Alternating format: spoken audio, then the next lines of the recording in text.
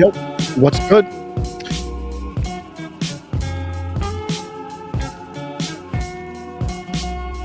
It's just another pop up live. I go by Osiris. You are now stuck in the middle. My coffee mug represents me very well. Democrat, no. Republican, no. Rational human being, yes. I'm just in my basement, worried about these nukes. No, I'm just kidding. I'm just in my basement. That's where I record. The green screen is annoying to me, so I just went raw. I'm doing raw dog today. What's up? What's good? I got maybe 3, 4 segments on the Ukraine related stuff. I want to do live, and then I will upload them to my clips channel and cut them up. Hopefully, man. One thing that I just ended up in this YouTube thing recording videos. It's bizarre to think about. I'm doing this right now, but one thing that I did not know about YouTubers is the editing. You do a lot of editing. You get to know all your shortcuts, you know your hotkeys. The editing is no joke. I mean, unless people are outsourcing them, but there are a lot of big YouTubers who do their own editing for multiple reasons, not just cost. You want control of over what you're editing. So if I get a chance to edit it, I want to talk about Donald Trump. There's two faces of him. I'm going to get into that a little bit later. There's the Donald Trump. And I don't even look at it as a bad Trump and a good Trump. I look at it as the Trump who struggles with communication. I struggle with communication sometimes. Ask my wife. So when someone struggles with communication, I can see it and I can relate to it.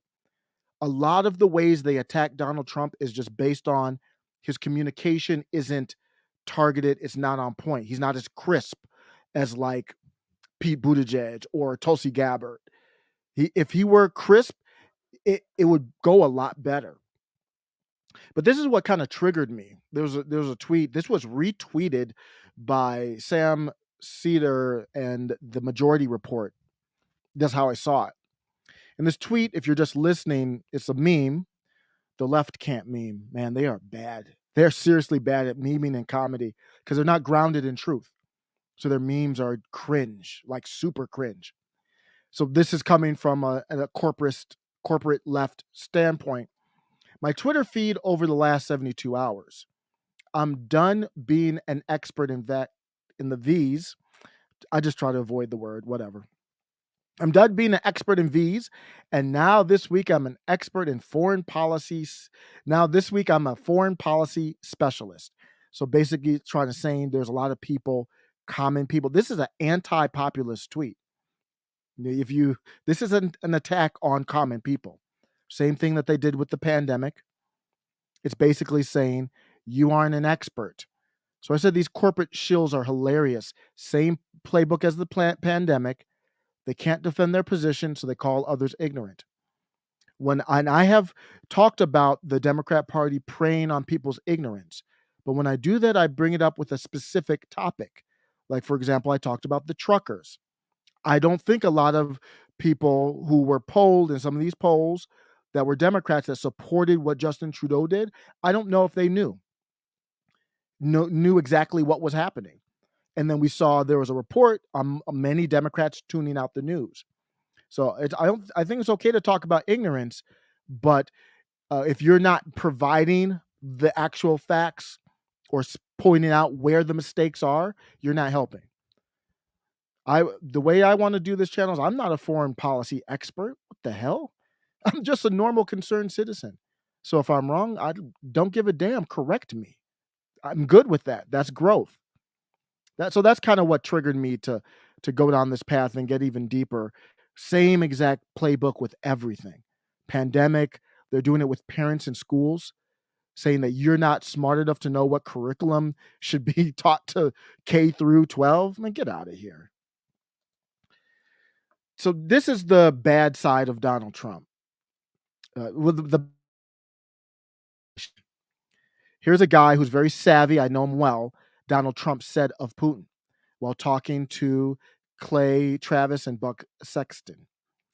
He said, I know him very, very well. By the way, this never would have happened with us had I been in office. Not even thinkable. This would have never happened. I agree with this. Just political games. For me personally, this isn't the right time to be putting your chest out. If you're Trump, let the people speak for you. But whatever, that's politics. That's normal. I don't really even have a problem with that part. It would have never happened. I actually agree with it. The part that was worded awkwardly and to me unnecessary. Here's a guy who's very savvy. When we know Putin's ex KGB, we don't need to big him up like he's savvy. And really, what has he done that's savvy? I explain to me what he's done that's savvy. There's nothing here that's really blowing brilliance. And then classic Trump, I know him very well. What does that have to do with anything? I wouldn't even have brought that up. Then Trump went on to say, but here's a guy that says, I'm going to declare a big portion of Ukraine independent. He used the word independent, and we're going to go out and we're going to go in and we're going to help keep peace. You got to say that's pretty savvy. Trump wasn't clear there. The peacemaker stuff was complete nonsense.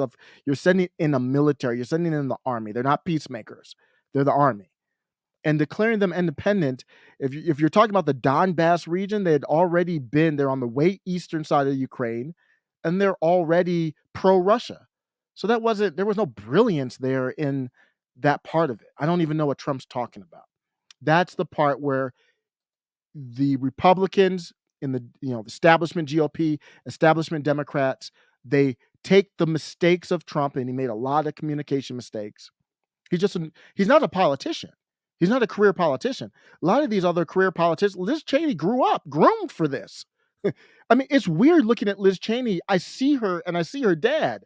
I mean, she's like a clone of her dad in many ways, that's this genetics. And she was raised in that environment. She knows politics. Trump wasn't really, he's a business guy. He's not really a politician, so he's not polished like that. So they take those moments and highlight them. So Liz Cheney says Trump's statement aids our enemies. I wouldn't say that. Trump's interests don't seem to align with the interests of the United States of America. I wouldn't say that either. She's just highlighting his mistakes.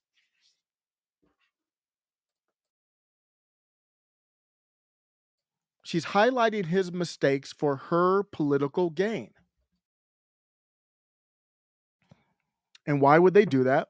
They're distracting from the parts where Trump was based. That was Trump's whole presidency. He would say something, communication. He was wrong on certain topics, of course. I wasn't a huge fan of the tax cuts, but he was based in so many areas. They would take these statements where you could take them out of context, just like good people on both sides. I didn't even know that was a lie until way after it was blown up. They took his miscommunications or clipped him out to make him look crazy and then hit him hard on that, not on any substance.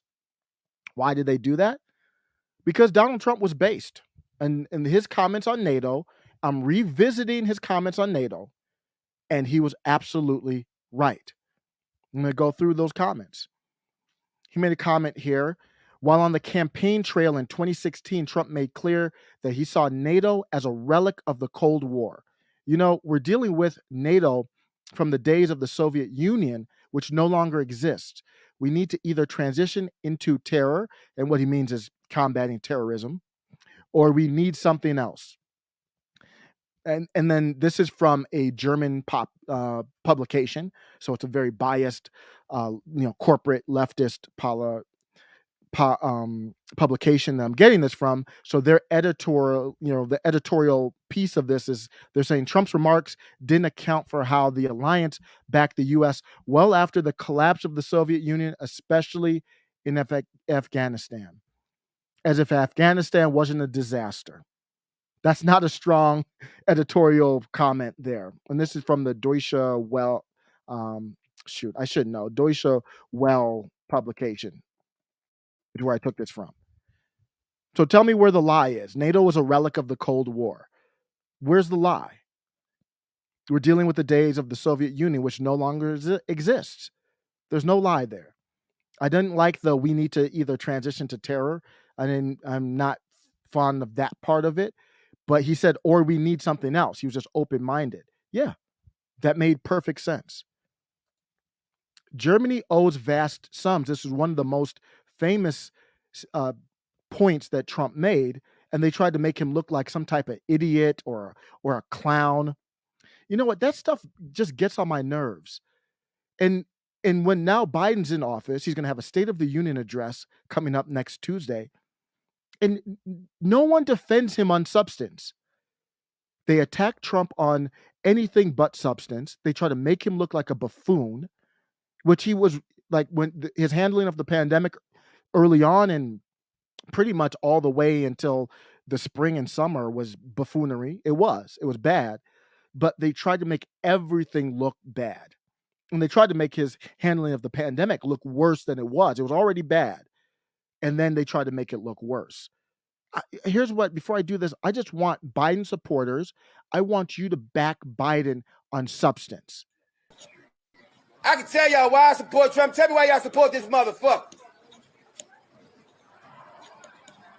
Ain't doing shit but fucking us up every day, fucking us up. I hope that's not too much to ask. Just tell me why. But Germany owes vast sums. It was awkwardly worded. But here's what Trump said. Trump has made defense spending his main talking point on NATO. And was that his main? It was the one that the media blew up. I think his main point was the previous point, but the media just didn't blow it up. This was the one they tried to blow up as, he doesn't understand foreign affairs. But he has falsely accused member states of owing money to Washington, saying Germany owes vast sums of money to NATO, and the United States must be paid more for the powerful and very expensive defense it provides to Germany. The problem is NATO doesn't work like that. No money is owed to the alliance for defense or otherwise. Perfect example of how they take a statement where he has a clear based point. They know he has a based point, but he worded it as, and I'm very familiar with this because I make mistakes like this too. He said Germany owes vast sums. That's not a part of the NATO agreement. There's no like bank account and you run up debt with NATO. But that doesn't mean that they're not putting in what they should be putting in. He was absolutely based. This is a Reuters, before we had fact checks, they probably would have called it a fact check. But Reuters made this comment in response to, this article in response to Trump. And so in this article, the German defense minister, Ursula von der Leyen, on Sunday rejected Trump's comment that NATO owes money. There is no debt account. You see how they're talking about there's no debt. We don't owe you because there's no debt. They didn't say we have been paying what we should have been paying. They just said, hey, so it's possible that they couldn't have been paying what they should have been paying into NATO, but we're not counting debt. So he's false. But does he have a point though? That's those two different things. They're trying to play games. So they said adding it was wrong to link the alliance target for members to spend 2%. So NATO has this agreement. You spend 2% of their economic output. I think it's GDP. I don't know why they're using, maybe it's a different metric, but 2% of their economic output on defense by 2024 solely to NATO. What they're saying is, no. It wasn't just solely to NATO. Defense spending also goes into UN peacekeeping missions.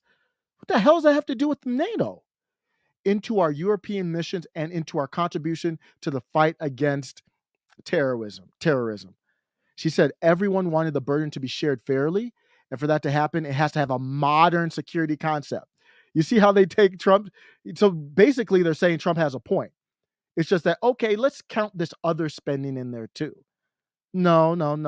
That's not what we're talking about. Direct spending into the defense of NATO. I'm going to get to why Trump called NATO obsolete. German defense spending is set to rise by 1.4 billion. This is back in 2018, a figure that is projected to represent 1.26% of economic output. So we're not at the 2%. In 2016, Germany's defense spending ratio stood at 1.18. That's a weird article. That's a weird way to say Trump was right. That's really weird. Why didn't they just say Trump was right? Because they don't want to have these type of discussions. During her trip to Washington, at the time, Merkel reiterated Germany's commitment to the 2% military spending goal. They wrote probably 500 plus words just to say Trump had a point. He called it obsolete. This is very pertinent to where we are now. Days before his inauguration, Trump caught NATO members off guard. So he was very unpredictable. It would be almost like having a private citizen. He was a private citizen, just a random private citizen become president and start looking at what's happening and saying, none of this stuff makes sense. And then all the people that don't want the quiet part out loud start saying, no, he's an idiot. He's the orange man. He's racist. He's that. So they can discredit him. And behind the curtain, there's like, shh, you're not supposed to say this stuff out loud. He said the alliance was obsolete and threatened to withdraw support.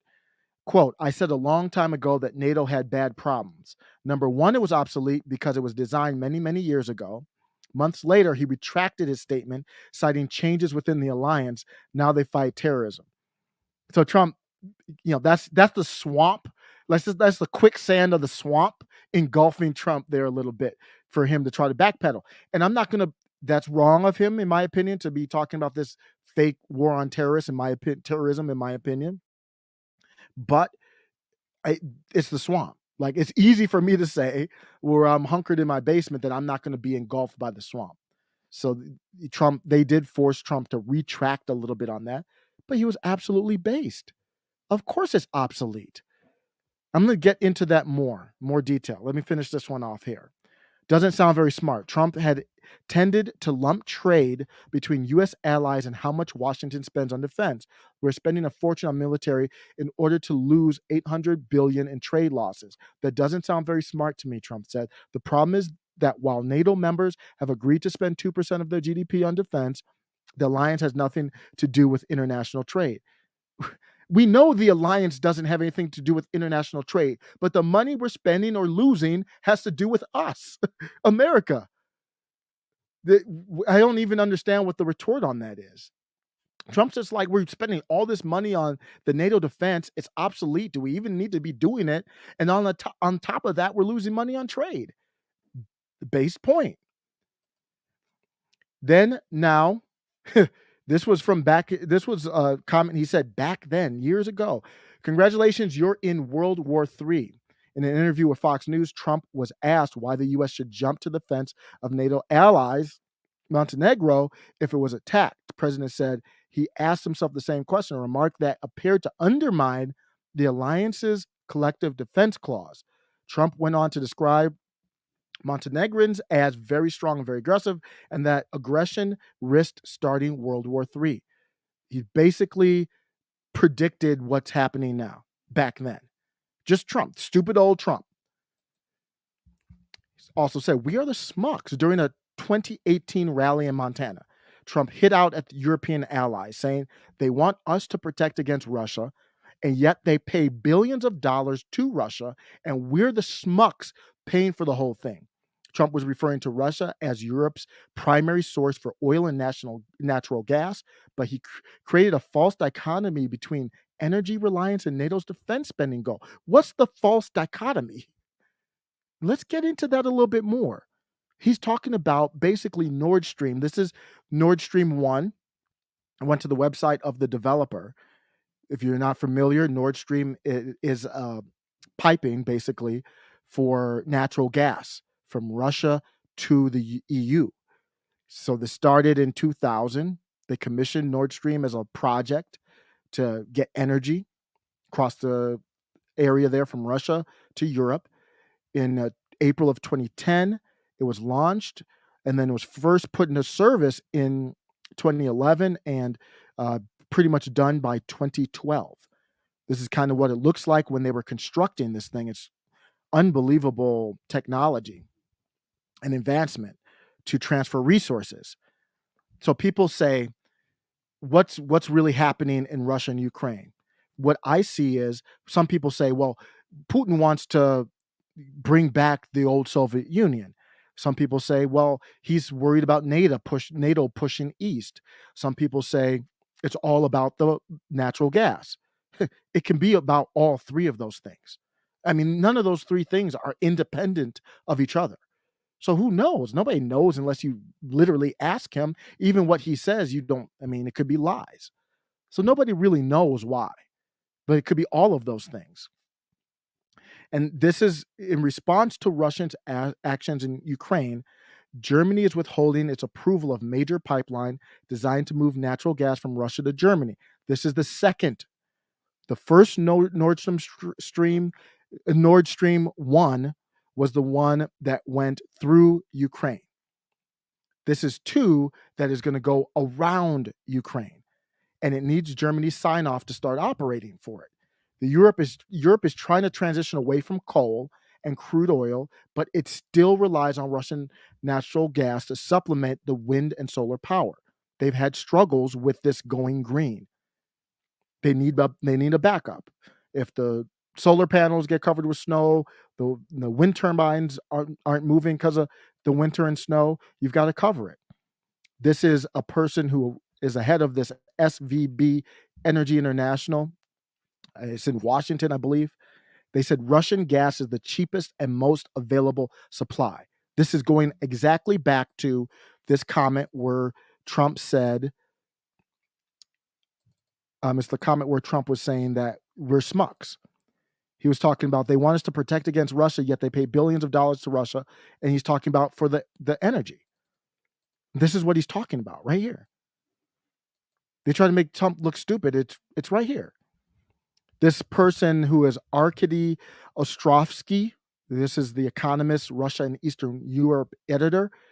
He made some comments here. They asked him about, let's talk about international pressure points in terms of energy and supply lines. He said, it's been a problem for very long, since the days of the Cold War Russia. So he said right now, or this is before Nord Stream 2, which is not active right now. It's done, it's built, but it's not active. He said Russia exports between 40 to 50% of the whole of Europe. So Europe is dependent on Russia for 40 to 50% of their natural gas. Germany in particular gets up to 75% of its natural gas through Russia. So you see what Trump's saying? Trump's like, why are we paying for you for defense against Russia, and you're getting 75% of your natural gas through Russia? That's before they build or they use the new Nord Stream 2. What kind of sense does that make? And you can see why Russia's doing it. It's not just about resources. People say, well, it just comes down to resources. Yeah, it does. But then it also comes down to how does Russia weaken the power of NATO? NATO is basically America. America's funding NATO. So when you see NATO countries on the border of Russia, you basically just need to picture the United States at the border of Russia. Because if one bullet shell hits the foot of the wrong person, we're all in war, and that's America. So Russia's like, how do we weaken NATO without firing a bullet? This is how we do it. We get money, we supply them with the natural gas. They give us, so we get revenue from that, and they're dependent on us. So if anything goes down, Europe will stay independent because they're like, we don't want to be in the cold. Russia could cut us off at any moment. So say something happened in another part of the world, and it's a proxy war between the US and Russia, not even a direct war, much less a direct war, which we're closer to now than ever or recently. If something happens, Germany is going to be like, even though they're in NATO, Germany's going to be like, my name's Bennett and I ain't in it. They're going to be like, don't look at me. Because if they go in and upset Russia, Russia would cut off their natural gas. So it's not just about resources, it's leverage against NATO. Russia leverage against NATO. And that's why I think our representatives can't make a clear case to the American public. They asked Jen Psaki the other day, this has as low as 26% in one poll support for any type of U.S. intervention here. And Jen Psaki was like, we decide what's important for the United States. They can't even explain why it's important because they would have to acknowledge NATO is obsolete. Trump was right. Our stranglehold with NATO is weakening. NATO is weakening. If they get resources from Russia, they're more culturally aligned with Russia in some ways. Many of those countries, not all of them, but they're Russia's like, hey, we're really a part of Europe now, and you could have NATO, but it won't have any sway over NATO countries if they're dependent on Russia. And nobody in the U.S. government wants to really acknowledge that. Ted Cruz is the one that comes the closest to, but he never even goes that far to really spell it out. So all you're saying is Trump is right. Correct. It's not just Germany that's dependent on Russian gas. Russia's also dependent on the sale of their gas to Europe. So it goes both ways. Russia needs the revenue, but who do you think is more concerned? Because prices for energy in Europe has skyrocketed. It's gone up. So they don't want to have their citizens out in the cold or even have to pay more for gas prices. In this article, it was talking about how you can ship in natural gas through, I forgot how it was done, but you have to pay for shipping. It's all expensive. So, and they're already at 100% of the capacity of doing that. So it's not like Americans can supplement this. It's much more cheaper because Russia's right there. This is a map of Nord Stream 2. Let me look at a map. This map is of Nord Stream 1. It's going to be hard to see. You can pause the video maybe. But right in the middle of the map, you'll see a number that says 140. And I believe that's 140. I think that's billion cubic meters. So they're measuring the capacity of the pipeline. But where you see the 140, that is Ukraine. And that's where Nord Stream 1 goes through. So that Russia doesn't, and they're getting control of it now, but Russia didn't have control of that because Ukraine was basically a U.S. proxy. Even though Ukraine's not in NATO, the United States overthrew in 2014 the Ukraine president, forget who it was, who was pro-Russia. This is allegedly that the United States supported a movement to overthrow that and put in a more United States friendly government. So they're not in NATO, but they're United States friendly, and most all the other countries around them are in NATO. So Russia didn't have the control they wanted over Nord Stream 1 that went through Ukraine to Europe. This time with Nord Stream 2, this goes straight through the Baltic Sea. They don't need to worry about Ukraine at all for Nord Stream 2. And that's why Ted Cruz under Trump put sanctions on the company that was making Nord Stream 2 to stop it. But it still got finished. I forgot when it got finished, but it's all done now. Biden got into office. He lifted the sanctions immediately. We still have not got an explanation as to why. Still to this day, Ted Cruz has been grilling all kinds of people in the administration when they have congressional hearings. We still have not got a reason why he lifted the sanctions. I believe there was some type of agreement like, okay, we'll lift the sanctions, and then if Russia's aggressive, then we'll put them back. But that it didn't. It's too late. It's too late. Russia's aggressive. They did put them back. I heard that yesterday, but it's too late. So they're not using this pipeline right now, and they're doing more sanctions on Russia. What does that all mean? Well, you look at Germany. This is from some type of German publication. I took this picture, and then I had to translate it to English. What it is a poll of Germans. They say they clearly are in favor of the completion and use of Nord Stream 2. 75% of Germans. So, polling, take it or leave it, but that does match. Germany wants to use it because it's cheaper. Of course, people want to use it. Imagine being in Germany and your heating bill is more than your rent. That's what we're looking at. And part of this, the part that people don't talk about is this clean energy. which I'm all for clean energy, but it's not easy. So they went from like 6% of energy coming from turbines and um, solar panels to like 40% in 2000, which was a great increase. And a lot of people, because I'm into Tesla, a lot of people in the Tesla community be like, wow, look at Germany, look at how good they're doing. But now we're seeing the ramifications. They had problems in the winter and they really still need natural gas. So now they're even more dependent on Russia.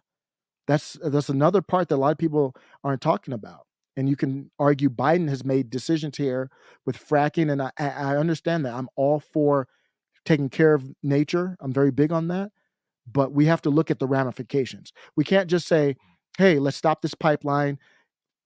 Hey, let's stop this pipeline. Let's stop the fracking." And who cares what the consequences are? We have to be green. No, we have to have an honest conversation on that. We can't be more energy dependent. And one thing you can't say under Trump, we were more energy independent than under Biden. So people will say Biden didn't, cause gas prices to go up directly. No, it's not all his fault. Inflation's not all his fault, but his policies aren't helping. And there is partly his fault. And this is an article where they were talking about the rising energy prices. So in the end, basically what Trump was saying, America funding the defense of NATO countries from Russia, yet these same countries want to get all their energy from Russia. That makes no sense. That's a waste. We're paying for that. Taxpayer money. It makes 0 sense. I don't hear people like the Squad talking about it. Like Alexandria Ocasio-Cortez was talking about the Biden the child tax credit was expired. Well, then why don't we take some of this defense funding, say, forget about this. What is the point? What are we accomplishing with this or elsewhere? And then use it on that and work with the populace. The populist right would be perfectly fine with that. It makes 0 sense. Trump was proven right yet again. Robert Gates, former Obama defense secretary, admitted on record, on video, that Trump got it right about China. He basically awakened all Americans. And Trump was right about NATO. Everything he said about NATO had a point to it. I'm not going to say it was 100% right because of his phrasing, but the point behind his phrasing was 100% right.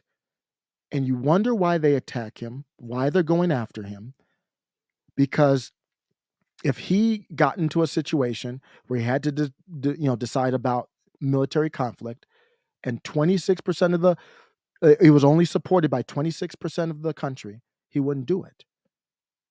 That's why. They can't control him. I know there have been talks about Trump's connection to, some of the most elite in the world. And is he a plant and all that? Could be. I don't know. But looking at his actions, the will of the people, and it ends up guiding him. And that's why they have to make him look like a buffoon and discredit him. Let me know what you think. Thanks a lot for stopping by. Oh, some comments here. I'm going to do some comments. Appreciate people stopping by, taking the time. To be honest, I just wanted to do a live so I can cut up some segments for my other channel. It's the most efficient way of me doing it. I almost forgot I was live. This is the same way as I record the videos. Trudolph in hiding. Thank you for all your sharing. This is great analysis. Very smart patriot. Trump used his leverage and was very smart. Your country was energy independent, but Biden closed the pipeline. I still don't get explanation. Thank you so much for the kind comments. I'm just reading this stuff. I want to say I am not an expert. I just read a lot about this stuff, and I follow people who talk about it. Helps me shape in the comments. I've gotten a lot of comments that have helped me here. Thank you for your comment, Trudolph in hiding. Dina Marie, friend of show, is in the chat. What's up? Trump listens to the people, his base. That is the true danger. That's what it comes down to. Jen Psaki went on. I can't believe I don't have that clip. I almost want to get that clip. Gosh, should have clipped that. Jen Psaki went on the podium and literally said, it doesn't matter what people think. Literally said that.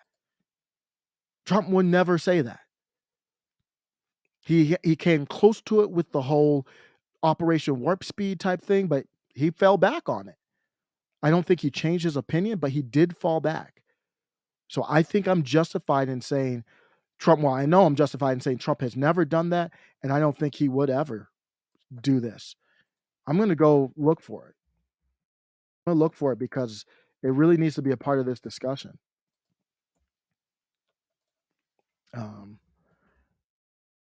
Yeah, let me share this. Hopefully, a lot of times when I share my tab, the audio is terrible, but I'm still going to do this because it's very pertinent. Thank you, Dina Marie, as always, for stopping by. I'm going to try to share my tab because I think it's really pertinent. Hopefully, it comes through. Somebody tell me if this audio comes through here. Hopefully, there's not an echo either. Let me do a quick test. A new AP poll found that only 26% of Americans want the U.S. to play a major role in this crisis. Tell me if that audio is anybody listening right now. Tell me if that audio is coming in. I'm going to do some comments. Tell me if you heard that. Give me a thumbs up or a 1. H. Minchella says, as you said, Trump was an ordinary citizen in the White House. And that's one of my most frustrated points of contention with people who are anti-Trump. I don't mind with you. I don't mind you being on the anti-Trump. There's no right or wrong. But can we agree that a private citizen going into the swamp of DC should not be attacked by the swamp of DC? The media, everyone, all those career people who are in DC. That was the true tragedy of the Trump White House, and that's why he had his family close to him. He had to. Imagine if you're a private citizen going to DC and you've hung out with some of these people like Schumer and Clinton, but you never hung out with them when they had their knives in your back. You go to DC, the whole time he's in DC, they're trying to impeach him, knives in his back. You got to have your family close. Who else are you going to put close to you? You can't trust anyone. He was an ordinary bit of an echo. Shoot. Let me try this. Thank you for that feedback. A bit of an echo. I don't want any bit of an echo. I'm doing my sharing a little bit different. I apologize. I'm still learning about all this stuff. I'm going to share my tab with no audio and see if that audio still comes through. Test number 2. A new AP poll found that only 26% of Americans want the U.S. to play a major role in this crisis. Test number 2. Test number 2. Did you hear the audio from that tab with no echo that time? Was it loud enough? I'm going to do some more comments while I get some feedback. Dear, stuck in the middle, our petrol in UK is 1.42 to 1.46 a liter this week. Last week, woo!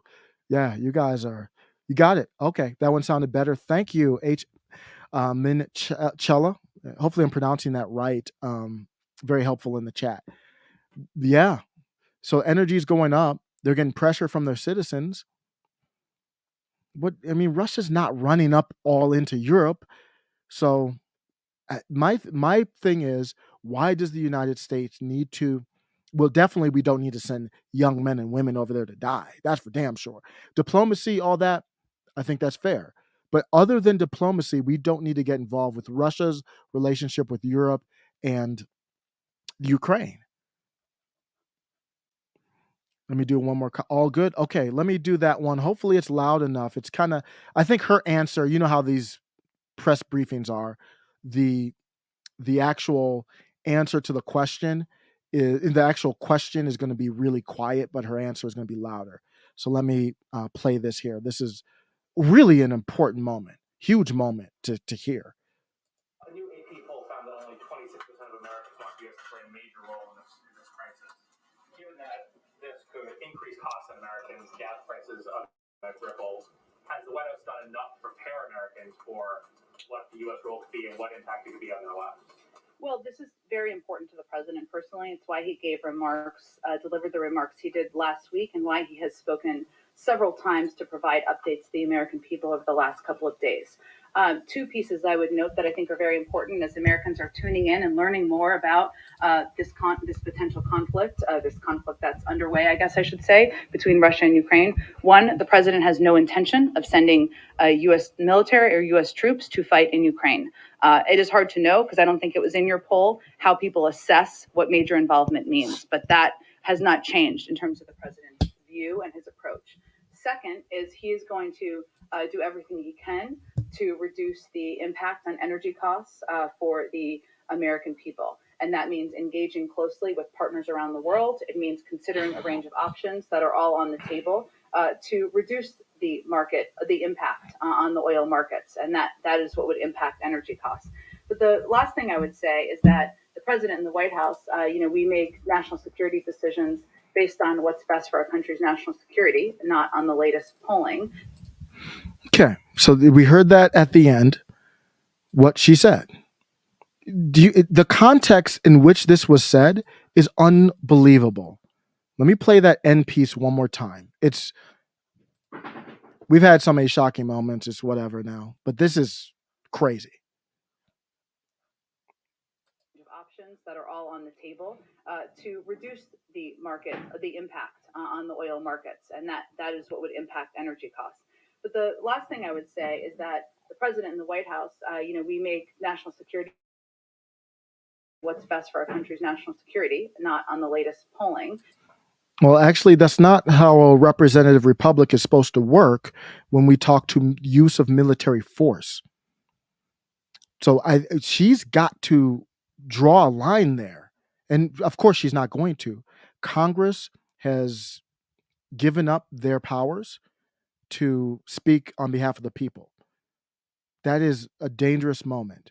She didn't even parse out, well, yeah, if there is a serious military issue, and there's rumors that, I don't know if it's true or not, rumors that, Kamala Harris, Biden had to go to different parts of the country to shelter because Putin was like, if any of y'all get involved, I'm going to do something y'all never seen before. He was dead serious too. So my point of that is it could escalate to anything.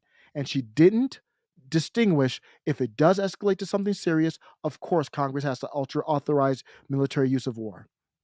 No, Congress has usurped that. They have given up their ability or responsibility to do that. That's where we are. Congress is supposed to get approval before they go to war. And that comment right there says she has no thoughts of that, doesn't care about it. I mean, these are professional speakers here. She's a lifetime politician or political spokesperson, used to speak on behalf of Israel, and she knows what she's doing. So lawmakers, I love to see this. It was a letter, but this is good. Lawmakers urge Biden to get congressional approval before stationing U.S. troops in Ukraine. That is a military escalation, and that if you're going to do something to a certain extent, Congress has to put their name on it, their vote on it. They represent the people. That's how the people have a say, indirectly. So the polling does matter because those politicians will get voted out of office if they don't listen. Bipartisan lawmakers ranging from members of the far left squad, I don't believe the squad truly is far left, but we'll keep going, to the far right Freedom Caucus, joined together. So that statement alone has the squad and the Freedom Caucus. Remember, the squad would call everybody in the Freedom Caucus, and pretty much has, a racist. They actually got together on Tuesday to call on President Biden to receive authorization from Congress before involving U.S. forces into this conflict. That's a big deal. I mean, I know it's just a letter, but that's a big deal. To see the that warms my heart to see the populist left and right get together. Here's the letter. There's a copy of the letter here, and there's 43 signatures on it. We've got Jamal Bowman, who's on, Ilhan Omar on it, Ayanna Pressley, along with Thomas Massey. I mean, that's a beautiful thing.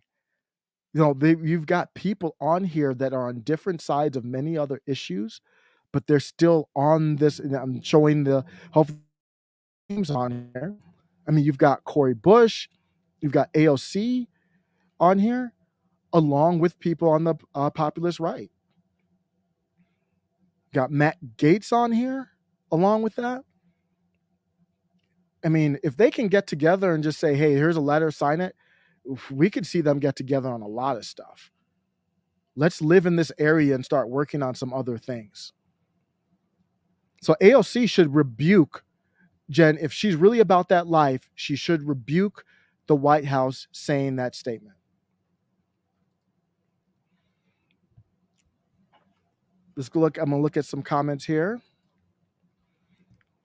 Yeah, majority of American people have zero appetite for any conflicts, and the challenge that I think our government has is there's not a clear way to defend the conflict without showing our insecurities, the concerns that Trump was right, basically. NATO's obsolete. It's hard to the whole thing is like we're trying to keep this NATO thing together that really I don't know if it makes sense to be together anymore. That's my opinion as to why not one member of Congress. They're still using this vague term of saving democracy. Did you hear Nancy Pelosi say that? I believe I saw the headline, didn't read the article, so I got to be careful. Saving, she said something about saving democracy is what this whole thing is about. I think it's worth pulling up. Putin's assault on Ukraine is attack on democracy.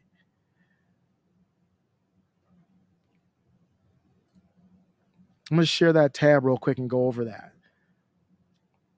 What that shows is they can't explain this. They're using the same thing that they use overseas. It's the same stuff they use against American citizens. The attack on democracy means the federal government has to take over voting elections in America.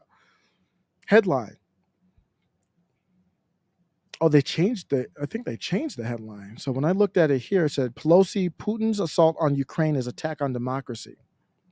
Did they change the headline? They keep doing that. Gosh, it is so annoying. I don't know if you've seen that, how they have a headline and then you click on it, so many headlines change. Did you see that? I hate when they do that. Or is it Yahoo doing the headline for AP? That's just weird how they do that. The headline here, Pelosi, Putin assault on Ukraine is attack on democracy. You click on the link and it's a totally different headline, but she actually did say that. House Speaker Nancy Pelosi said Wednesday that Russia's aggression toward Ukraine is an attack on democracy, vowing that the U.S. will stand united with its allies around the world in swiftly imposing sanctions. So they're using that same. There's no justification. Their justification is this vague term of attack on democracy. And what democracy really means is anybody who agrees with the cabal, the American cabal. If you're against the American cabal on any topic, you're against democracy. Just like I disagree with the American cabal on voting rights, I'm against democracy. I disagree with not, auditing elections is not a bad thing. They say it is a bad thing. That's an attack on democracy. It's the same thing that they use against us, they use overseas. Yeah. Eric Smith, Nancy Pelosi's idea of democracy is her in a position of power, period. And her and the people she represents and the money behind her. Absolutely. This is a funny comment from Simon. Is it pronounced Fibs? I apologize if I pronounce that. I'm terrible with names, of course. The geriatric Manchurian candidate, Joe B., is not going to do anything. Yeah, I think it's fair to ask if he's compromised, geriatric, stupid, all of the above. So when are the Democrat media propaganda mouthpiece going to use the White House or use the white supremacist privileged J6 farce for the invasion, already trying to blame Trump for it? Yep. We heard Cenk Uygur. I was going to end this live a while ago, but y'all, the comments, I appreciate, keep making me think about other things that have happened. Let me go to Cenk. Cenk was trending earlier. Not that he's important or relevant, but it's relevant to this comment that I just got here. So when are they going to use the white supremacy, Simon? And I'm sorry, I don't know how to pronounce the last name there, Simon Phibbs. Here it is. You might not have seen this, but you're absolutely right. They already have. Cenk Uygur, in my opinion, is a mouthpiece for the cabal and the establishment. Said right wing doesn't love Putin just because he is an authoritarian, tyrannical leader. They love him because he's a white authoritarian leader. Race has become more important than even nationality. They've turned on democracy and now even America in favor of a white warlord. It absolutely makes no sense at all. It's not grounded. Again, establishment cabal coming from a standpoint that is not grounded in fact, anything that's provable, taking away from the topic that Trump was based on NATO. Cenk knows that. It's all a distraction. So you're right, Simon, or Simone. I'm sorry, I don't know how you pronounce it. It's already done. It's already being done. Yep, Eric Smith talked about they already used it. I didn't even know that back in 2017. I was blue pilled. I probably didn't even know. Eric Smith said they've already been using it. Well, thanks everybody. I just wanted to talk about that. I actually have a video I created yesterday that's coming out today on how did we get here with the Ukraine and Russia stuff. It's going to have some stuff I've already talked about, but I think it's worth checking out if you have time. It's probably going to come out in an hour. This was before I realized or found out that Biden did sanction to stop the use of Nord Stream 2. So I talk about Nord Stream in that one as well. Other people I follow, Kim Iverson is really on top of this topic. Comic Dave Smith just released a video with Scott Shelton. Helton, is it Scott Shelton or Helton? I'm sorry. I don't know all these libertarians. Is it Scott Sheldon or Shelton? I forget.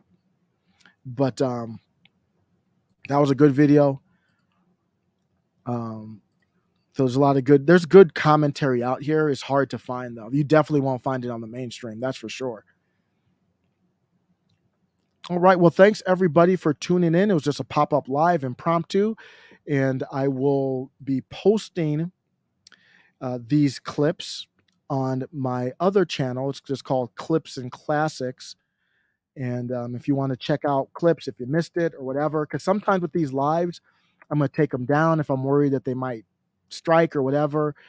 Some of them will be members only, but the clips, if I get time, will be here on that link. Thanks everybody for stopping by. Take care.